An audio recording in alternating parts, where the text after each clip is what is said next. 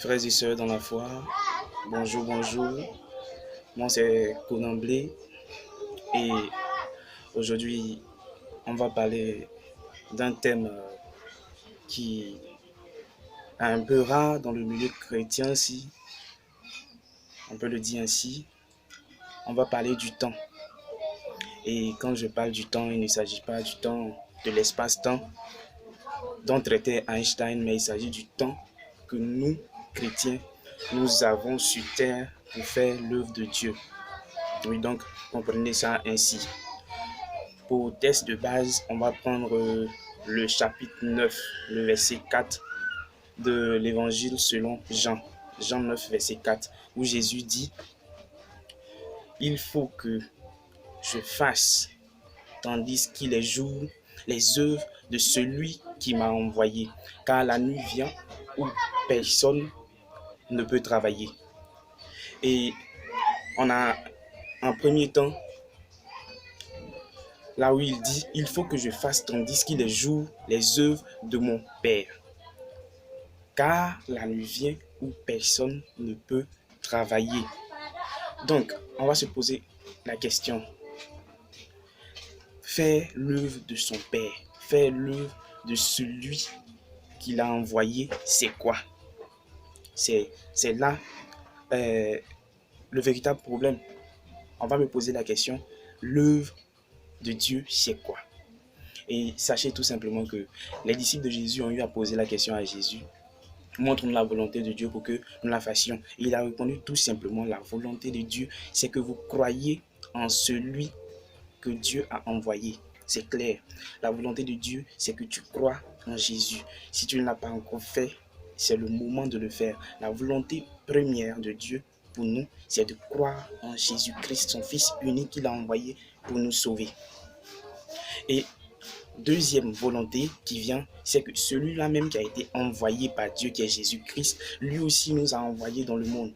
Lui, comme des ambassadeurs, il nous a demandé d'aller et de faire de toutes les nations des disciples. Et c'est la deuxième volonté. Première volonté, croire en Jésus en tant que Seigneur et Sauveur personnel.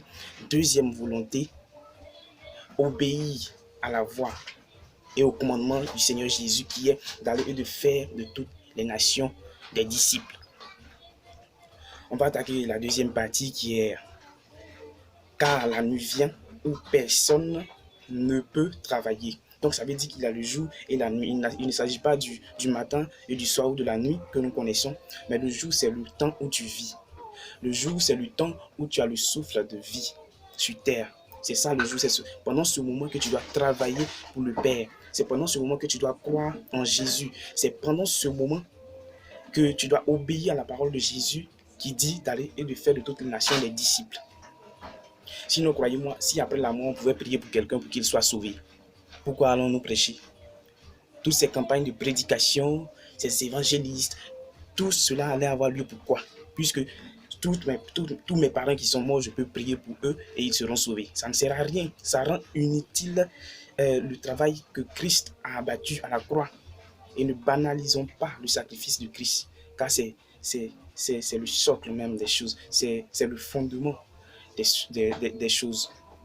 Alors frères et sœurs, je vous en conjure, le diable même sait qu'il reste peu de temps. Donc actuellement il est sur terre, pendant que tu joues, lui il est en train de travailler. Pendant que pour toi c'est juste aller au maquis, prendre quelques verres, lui c'est son travail, te distraire. Pendant que tu cours de femme en femme, lui c'est son travail, te distraire. T'amener dans les désirs de la chair pour ne pas que tu puisses faire la volonté de Dieu. Mes frères, je t'amène.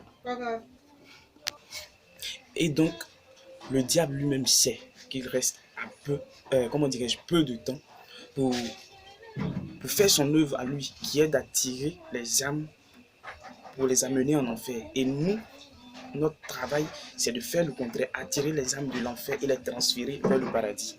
Frère, toi qui as reçu le salut il y a longtemps, et tu es assis, tu n'évangélises pas, tu as tes frères qui meurent, tu as ta famille qui meurt.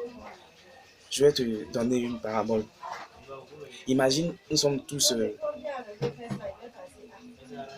nous avons quitté nos parents pour essayer d'avoir une situation meilleure, pour amener ses parents à profiter de cette vie. Et toi, tu viens à Abidjan, tu deviens riche et tu gardes cette richesse pour toi pendant que tes parents sont dans la pauvreté. Comment tu peux expliquer ça? C'est de la méchanceté. Tu as eu le salut, le plus grand cadeau du monde. Et tu as ça, tu es assis dessus. C'est que vraiment toi-même, tu n'as pas encore véritablement compris. Tu n'as pas encore véritablement compris l'importance du message de Jésus-Christ. Car c'est ce message qui libère. Alors libère. Tu as reçu gratuitement, donne gratuitement à ceux qui sont autour de toi.